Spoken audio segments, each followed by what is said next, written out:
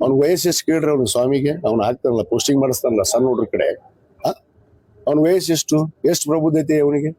ಈ ಚಿಲ್ಲರ್ ಬುದ್ಧಿ ಬಿಡಬೇಕು. ಫಸ್ಟ್ ಗುರು ಆದವನು ಚಿಲ್ಲರ್ ಅಲ್ಲ ಇರಬಾರ್ದು, ಭಕ್ತರನ್ನ ಸಮಾನವಾಗಿ ಕಾಣುವಂತ ಹೃದಯವುಳ್ಳವರಾಗಿರ್ಬೇಕು. ಭಕ್ತರನ್ನ ಚಂದ ಕಾಣಕ್ ಹೇಳ್ರಿ. ಯಾವ ಬಟ್ಟಿಯನ್ನ ನಾವು ಧರಿಸ್ತೀವಲ್ಲ, ನಾನು ನಿನ್ನೆ ಅದನ್ನೇ ಹೇಳಿದ್ದೀನಿ, ಆ ಬಟ್ಟಿಗೆ ಇದೇ ಹೌದಪ್ಪ ನಾವು ಮಾಡಿದ್ವಿ ಕರೆ ಒಪ್ಕೋತೀನಲ್ಲ, ಮಾಡಿದ್ರೆ ಉಳಿಲಿಲ್ಲ, ನಡ್ಕೊಳ್ಳಿಲ್ಲ ಮನುಷ್ಯ. ಅಲ್ಲಿ ಬಿಜಾಪುರದಲ್ಲಿ ಇನ್ನೂ ಕಂಪ್ಲೇಂಟ್ ಬಾಕಿ ಐತಿ. ಅದ್ ಏನಾಗೈತೆ ಅದ್ರ ಬಗ್ಗೆ ಜನರಿಗೆ ಸಮಾಜಕ್ಕೆ ಉತ್ತರ ಕೊಡಂತ ಹೇಳ್ರಿ.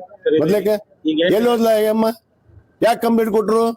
ಅವ ಹೇಳ್ತಾನ 11 ಕೋಟಿ ಇದ್ದಿದ್ದು 3 ಕೋಟಿ ಡೀಲ್ ಬಂತ ಅಂತ ಅವ ಮಾತಾಡ್ತಾನ.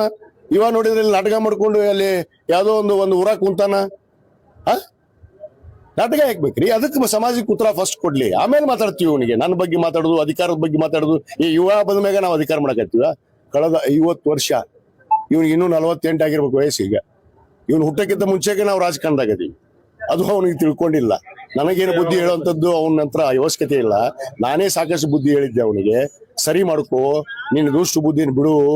ಒಬ್ಬ ಸ್ವಾಮೀಜಿಯಾಗಿ ಗುರುವಾಗಿ ಹೇಗಿರಬೇಕು, ಕಾವಿಗೆ ಸನ್ಯಾಸಿಯನ್ನು ವಹಿಸಿದಂತವ್ರು ಹೇಗಿರಬೇಕು ಹಂಗೆ ಅರಿವಿಟ್ಕೊಂಡು ನಡಿ ಅಂತ ಹೇಳಿದ್ರೆ ನೆಡ್ಲಾರ್ದಕ್ಕೆ ಹೊರಗೆ ಹೋಗ್ಯಾನ ಅಷ್ಟೇ. ಅವ್ನು ಮುಗಿದತ್ ಗತಿ. ಅವ್ನು ಇನ್ಮ್ಯಾಗ ನಾ ಮಾತಾಡೋದು ಅವ್ನ ಬಗ್ಗೆ.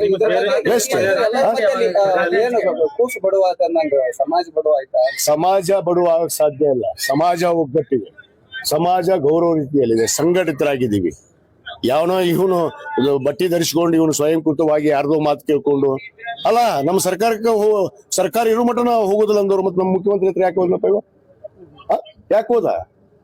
ಎದಕ್ ಹೋಗಿದ್ದ? ಕೇಳ್ರಿ ಅವ್ನಿಗೆ ಪ್ರಶ್ನೆ. ಉತ್ತರ ಕೊಡು ಅಂತ ಹೇಳ್ರಿ. ಕಂಪ್ಲೇಂಟ್ ಮಾಡ್ರಲ್ಲ 3 ಕೋಟಿ ಕೇಳ್ಯಾರಂತ, ಅದಕ್ಕೆ ಮೊದಲು ಉತ್ತರ ಕೊಡು ಅಂತ ಹೇಳ್ರಿ ಸಮಾಜದವ್ರ ಬಂದು. ಆಮೇಲೆ ಇವ ಏನದ ಅನ್ನೋದು ಹಕೀಕತ್, ನಿಜವಾದ ಹಕೀಕತ್ ಗೊತ್ತಾಗತ್ತೆ. ಬೇರೆ ಸ್ವಾಮೀಜಿಗೆ ನೀವು ಮತ್ತೆ ಯಾವ್ದು ಸ್ವಾಮೀಜಿ ಮಾಡೋ ಪ್ರಶ್ನೆನೇ ಇಲ್ಲ.